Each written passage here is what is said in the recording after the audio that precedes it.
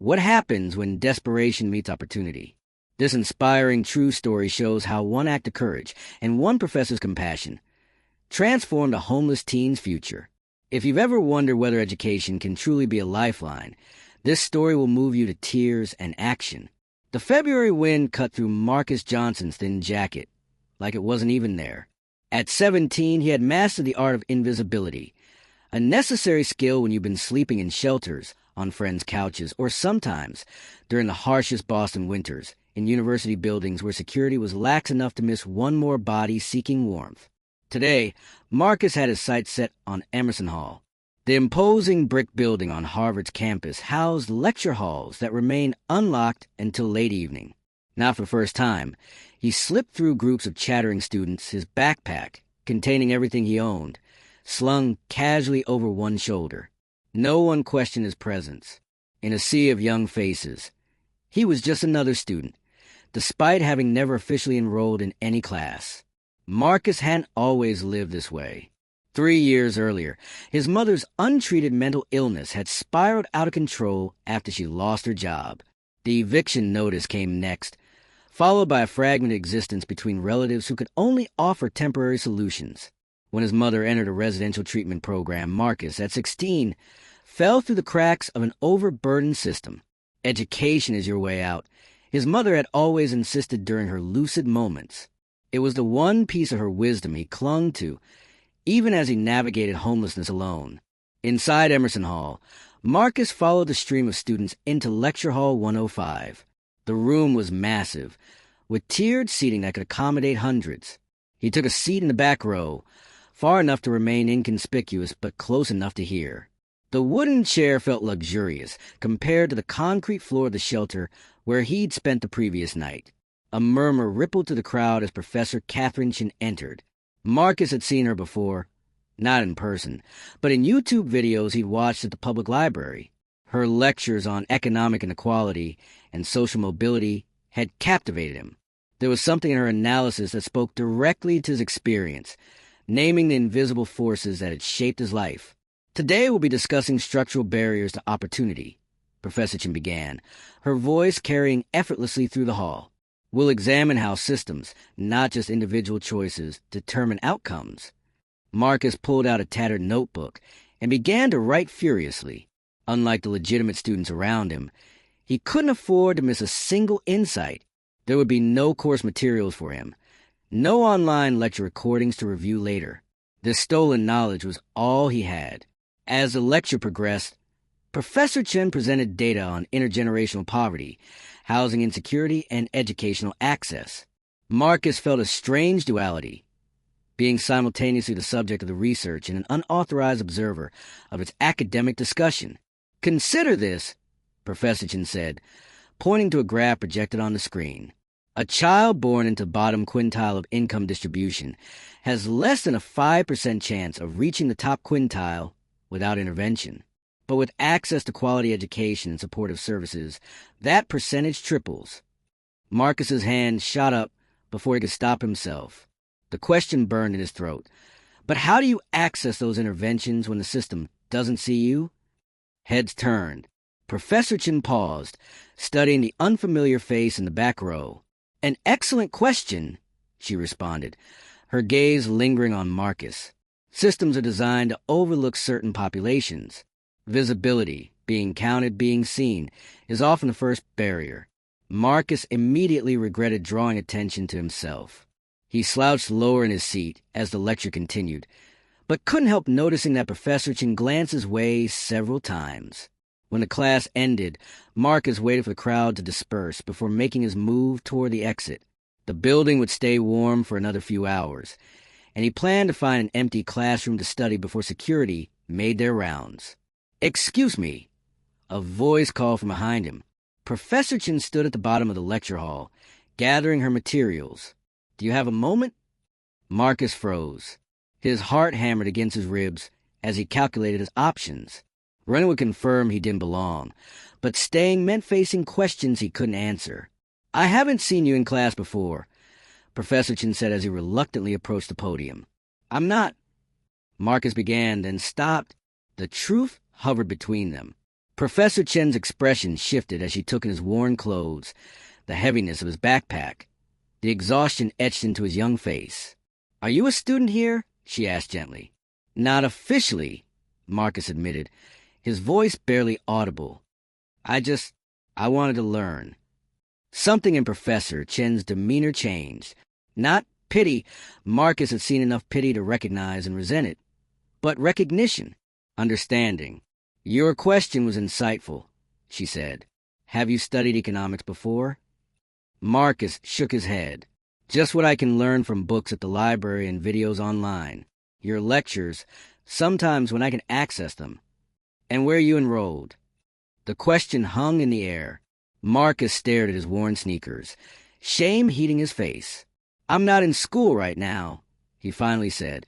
"My situation is complicated." Professor Chen nodded slowly. "Would you join me for coffee in my office? I'd like to hear more about your perspective on today's topic." Marcus hesitated. Years of survival instinct warned him against trust, against hope. But something about Professor Chen's straightforward offer, the absence of either pity or suspicion, made him nod. "I'm Marcus," he said. "Katherine Chen," she replied, extending her hand. "Though I suppose you already knew that." As they walked across campus toward her office, Marcus remained alert, ready to disappear at the first sign of security or authorities. But Professor Chen simply engaged him in conversation about the lecture, treating him like any other curious student. In her office, a warm space lined with books and research papers, she offered him coffee and a sandwich from her own lunch. "You don't have to tell me anything you don't want to," Professor Chen said as Marcus gratefully accepted food.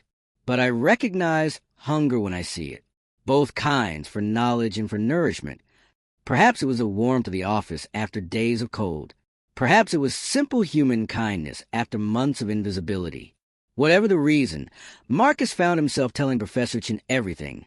His mother's illness, their eviction, his determination to continue learning despite having nowhere to call home. "Education saved me, too," Professor Chen said when he finished. "My parents were migrant workers. I lived in 16 different places before I turned 18. She reached for her phone. "With your permission, I'd like to make a call. There's someone you should meet." Marcus nodded, not yet understanding that this moment, this single act of being truly seen, would become the fulcrum upon which his entire future would pivot.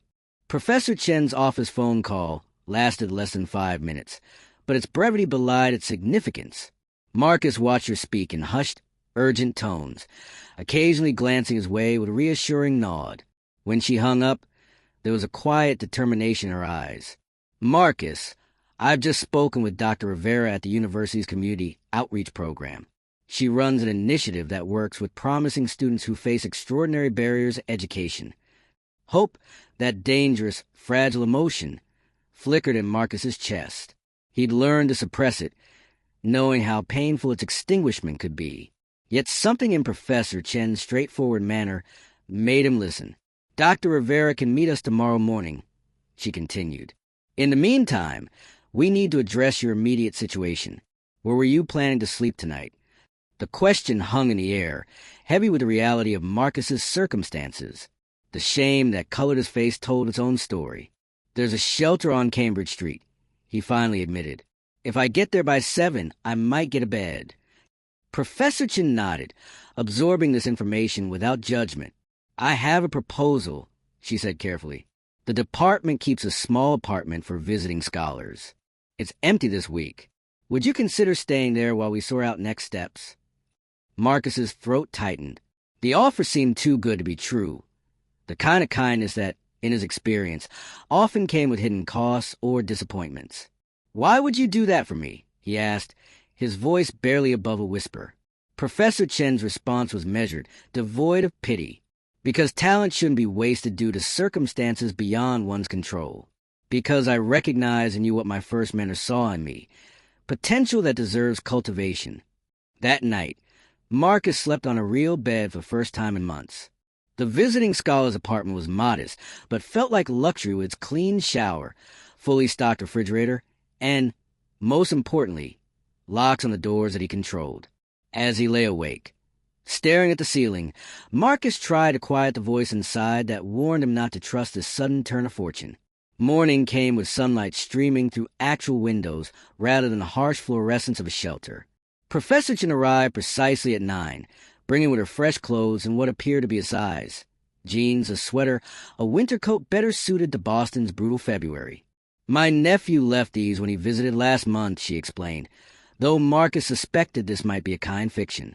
Dr. Rivera is expecting us at 10.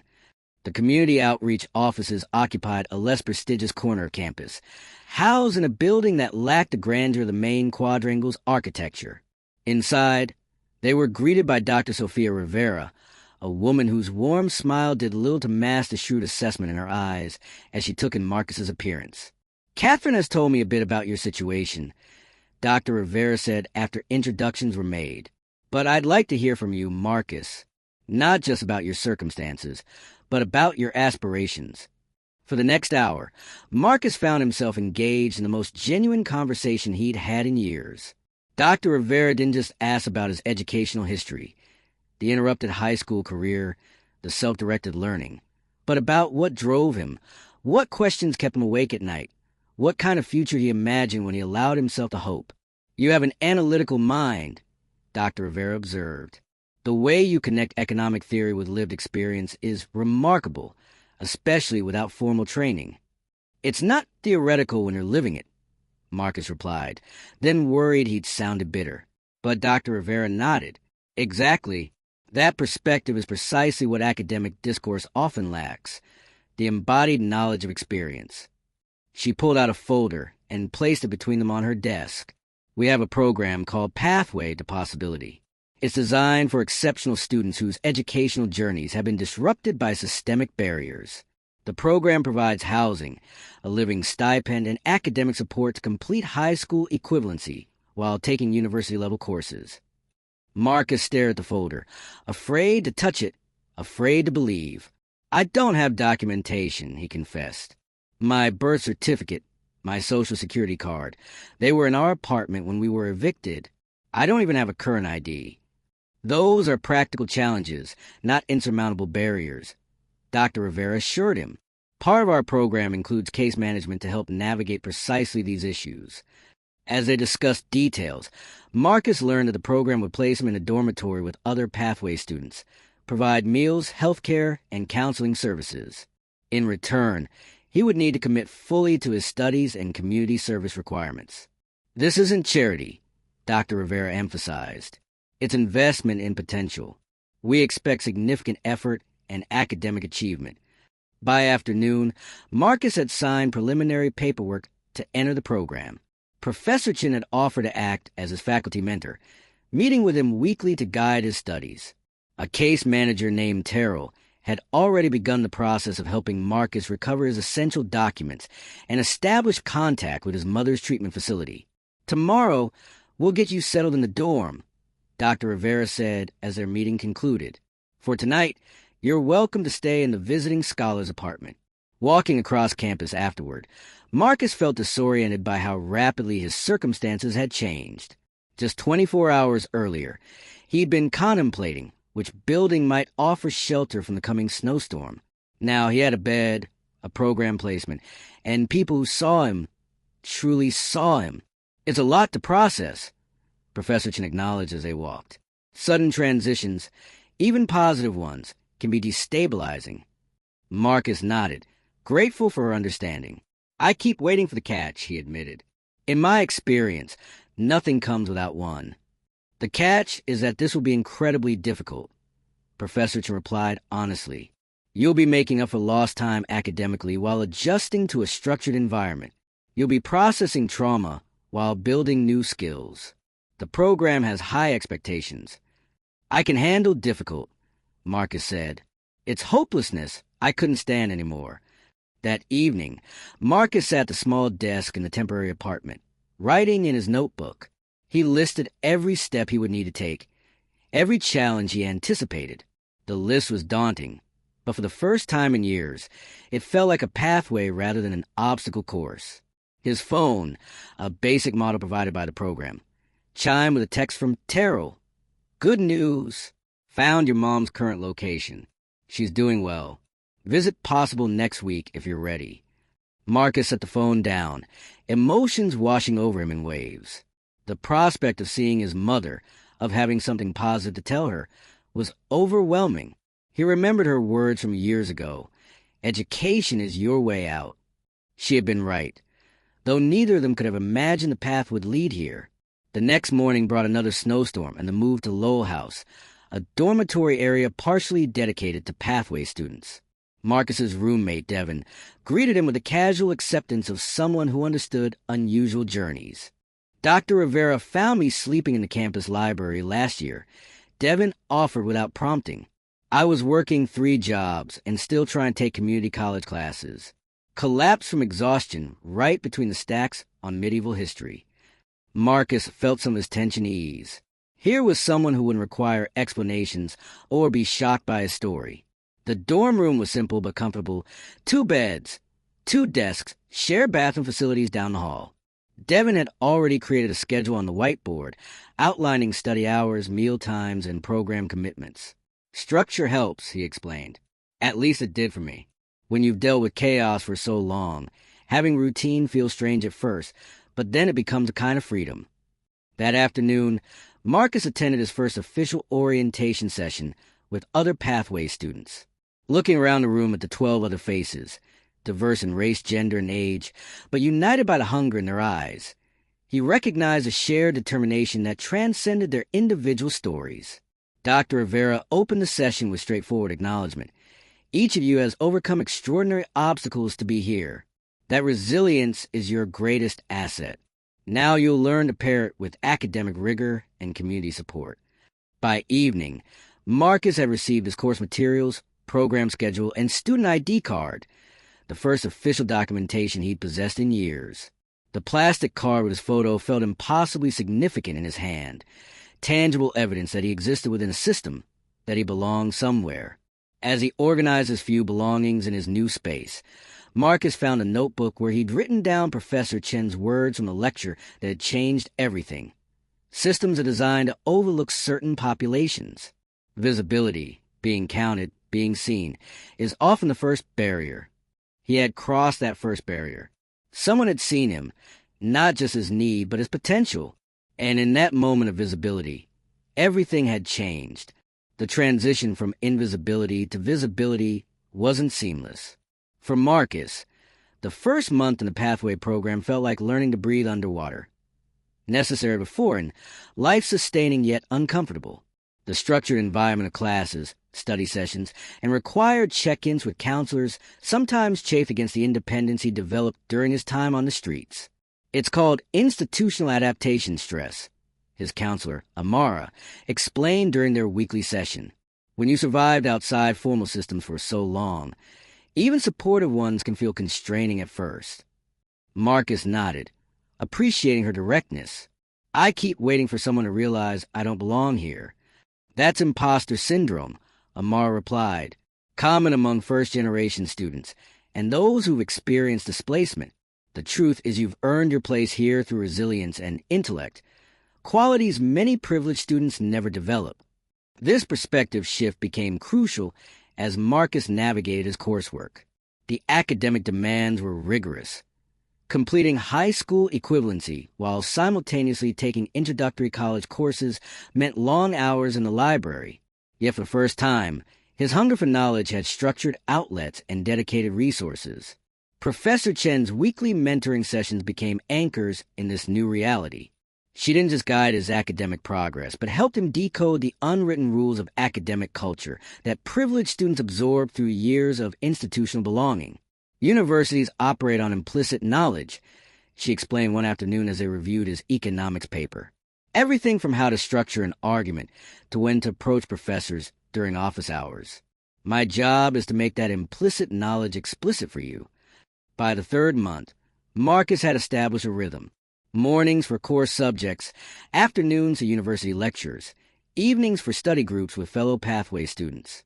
The community he found among these peers, each carrying their own histories of systemic exclusion, became a foundation for collective healing and growth.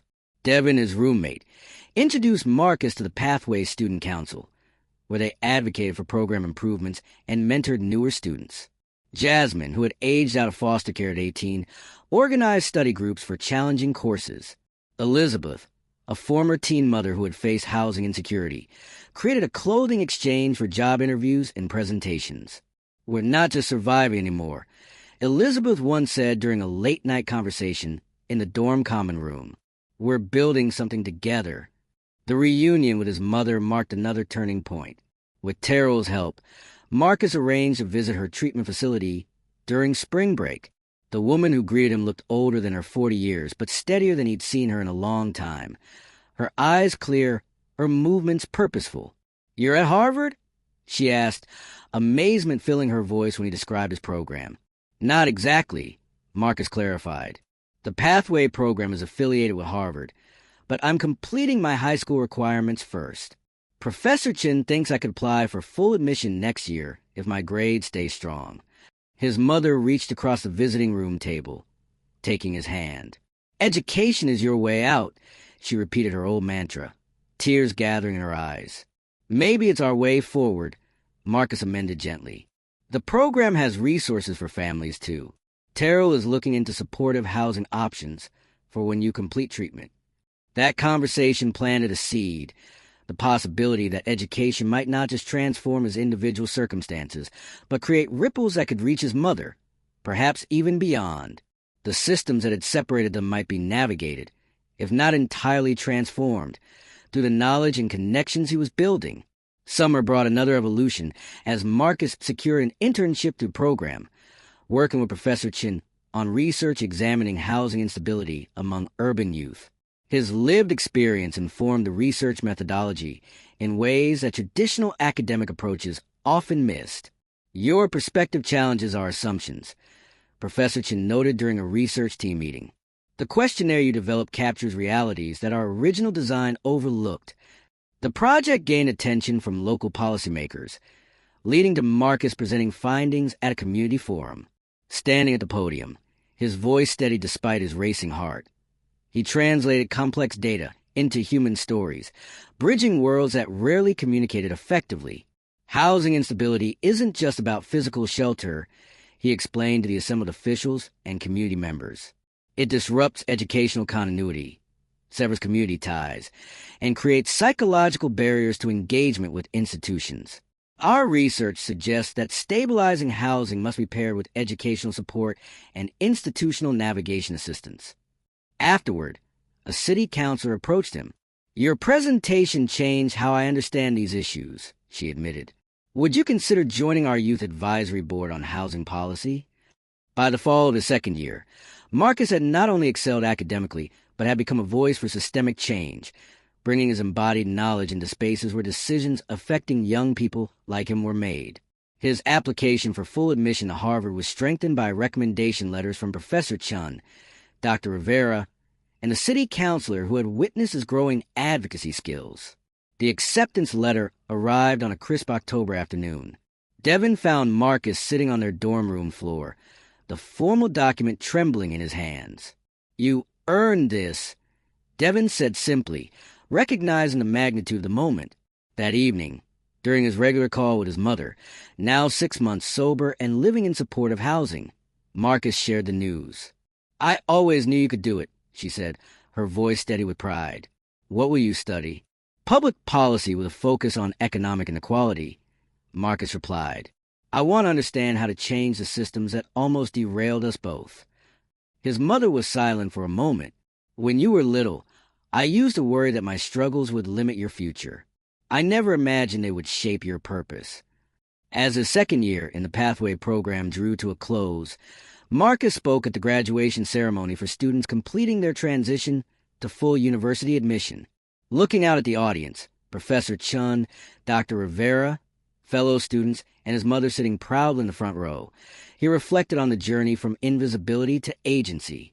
2 years ago, I snuck into a lecture hall because I had nowhere else to go, he began. I was seeking warmth, but what I found was purpose.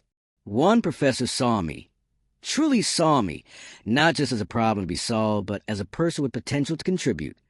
Marcus paused, surveying the faces before him. Our society often confuses privilege with potential. It mistakes lack of opportunity for lack of capacity. Each of us in this program has confronted systems designed to overlook us. Yet here we stand, not despite our experiences, but transformed by them, carrying insights that traditional pathways rarely provide. He gestured to the younger pathways students sitting together, still at the beginning of their journeys. The true measure of this program isn't just how many of us receive degrees. It's how we transform the institutions we enter, how we create space for others who remain unseen, how we redesign systems to recognize human potential in all its forms. After the ceremony, as guests mingled at the reception, Professor Chen approached Marcus with a visitor, an older gentleman whose presence commanded attention despite his casual attire. "Marcus, I'd like you to meet Dr. James Harrington, Dean of the Kennedy School of Government," she introduced. "He attended your presentation at the Policy Forum last month and expressed interest in your research approach." The dean extended his hand. "Professor Chen tells me you're planning to focus on inequality and education policy. We have a new initiative examining innovative interventions for educational equity. We could use someone with your analytical skills and lived perspective." Marcus shook the dean's hand, recognizing another threshold before him. The path from homeless teenager to Harvard student to potential policy researcher stretched before him, not as an escape from his past, but as a transformation of it into purpose. Later that evening, Marcus walked across Harvard Yard, retracing the route he had once navigated as an invisible intruder. The same building stood solid against the darkening sky, but his relationship to them had fundamentally changed. He belonged here now, not just as a recipient of opportunity, but as a contributor to knowledge, a voice for systemic understanding. Near Emerson Hall, where his journey had begun, Marcus spotted a young person huddled on a bench, backpack clutched protectively, eyes watchful in a way that spoke of housing insecurity. Their gaze met briefly before the youth looked away, practicing the same invisibility Marcus had once perfected. Without hesitation, Marcus changed direction, approaching slowly to avoid causing alarm. "The library is open until midnight," he offered quietly. "It's warmer there. And if you're interested, there's a program I think you should know about." The cycle of visibility continued, one person seeing another, recognition creating possibility, connection bridging systemic gaps. In that moment of acknowledgement between two souls on opposite sides of a transformative journey, Marcus understood that education hadn't just been his way out. It had become his way back in, equipped to hold open doors that systems kept closed to too many. Sometimes, he thought, echoing Professor Chen's words in that first fateful lecture, being seen is the first step toward systemic change. And in that recognition lay the true power of education, not merely individual advancement, but the collective reimagining of what might be possible when potential is valued regardless of circumstance.